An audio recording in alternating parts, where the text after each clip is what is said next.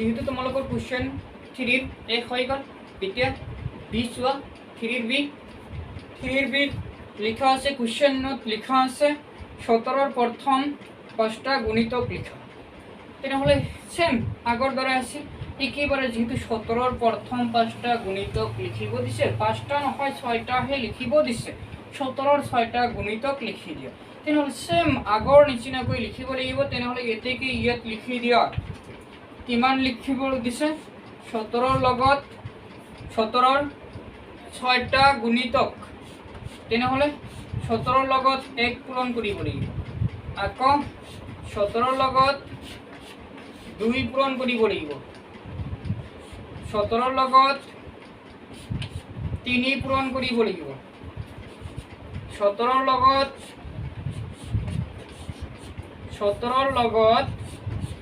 4 পূৰণ কৰিব লাগিব 17 লগত 5 পূৰণ কৰিব লাগিব 17 লগত 6 পূৰণ কৰিব লাগিব এতিয়া হিসাব কৰা 1 2 3 4 5 6 তেনেহ'লে 17 লগত একেবাৰে ক্ৰমিকভাৱে 1ৰ পৰা 6 লৈকে লিখা হৈছে অৰ্থাৎ 6টা উৎপাদক বাহিৰ কৰিব দিছে 6 লৈকে লিখাৰ পিছত 6টা উৎপাদক হৈ গ'ল কিন্তু এতিয়া পূৰণ কৰিব লাগিব অৰ্থাৎ 17ৰ গড়ৰ নেউতা পৰিব লাগিব অৰ্থাৎ যি 17ৰ লগত 1 পূৰণ কৰিলে কিমান হ'ব 17 17ৰ লগত 2 পূৰণ কৰিলে কিমান হ'ব 34 আৰু যেহেতু ঠাই আছে সাইডত ৰাখ কৰি লিখিবা 17 লগত 2 পূৰণ কৰিলে কিমান হয় ইয়া তেনেকুৱাকৈ লিখি ৰাখ কৰি লোৱা 7 2 গুণ 14 হাতৰ থাকিল 1 2 1 গুণ 2 হাতৰ 1 2 1 গুণ 2 হাতৰ 1 3 অৰ্থাৎ 17ৰ লগত 2 পূৰণ কৰাৰ পিছত কিমান আহে 34 আহি গ'ল তেনেহ'লে এইবাৰ আকৌ পূৰণ কৰি দিয়া 17ৰ লগত কি কৰিব লাগিব 3 পূৰণ কৰিব লাগিব অৰ্থাৎ 3 গুণ কৰি দিব লাগিব তেনেহ'লে 17ৰ 3ৰ গুণিতক বাহিৰ হ'ব যেহেতু ইয়াত কিমান লিখা আছে 17ৰ লগত কিমান লিখা আছে 3 লিখা আছে তেনেহ'লে 3 7 গুণ কিমান 3 7 গুণ 21 1 লিখা হ'ল হাতৰ 2 থাকি গ'ল 3 1 গুণ 3 হাতৰ 3 1 গুণ 3 হাতৰ 2 কিমান হ'ব 5 অৰ্থাৎ 17ৰ লগত 3 গুণ কৰাৰ পিছত কিমান আহিল 51 আহি গ'ল তেনেহ'লে 51 লিখা হ'ল তাৰ পিছত আকৌ যেহেতু 4 পূৰণ কৰা হৈছে তেনেহ'লে 17ৰ লগত 4 পূৰণ কৰি দিয়া 4 গুণ কৰি দিয়া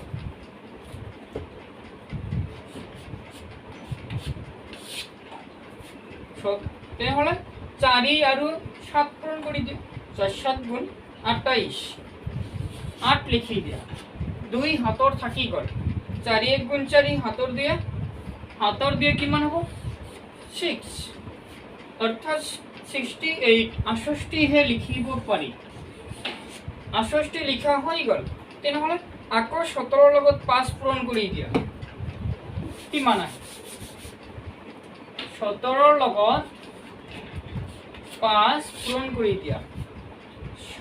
5 7 গুণ 35 তেনেহ'লে 5 লিখি দিয়া হাতৰ থাকিল কিমান 3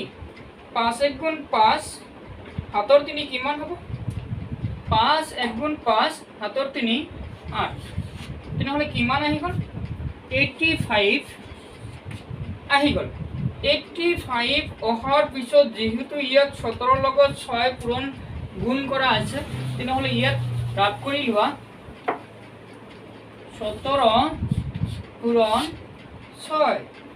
6 7 গুণ 42 তেনেহ'লে 2 লিখা হ'ল হাতৰ কিমান থাকিল 4 হাতৰ কিমান থাকিল 4 6 1 গুণ 6 হাতৰ 4 10 তেনেহ'লে কিমান আহিল 102 আহিল তেনেহ'লে যেহেতু 17ৰ প্ৰথম 6টা গুণিতক বাহিৰ কৰিব দিছে 17ৰ গুণিতক হিচাপে 17 আহিল 17ৰ গুণিতক হিচাপে 34 আহিল 17ৰ গুণিতক হিচাপে 49 আহিল অৰ্থাৎ 51 আহিল 17ৰ গুণিতক হিচাপে 68 আহিল 17ৰ গুণিতক হিচাপে 85 আহিল 17 গুণিতক হিচাপে 102 আহিল। তেনেহ'লে যেহেতু প্ৰথম 6টা গুণিতক লিখিব দিছে তেনেহ'লে ইয়াত ঠাই কম হোৱাৰ কাৰণে ইয়াত লিখি দিয়া।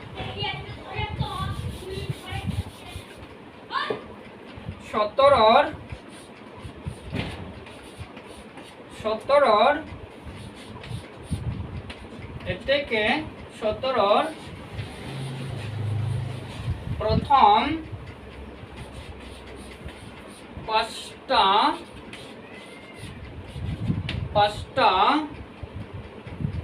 গুণিতক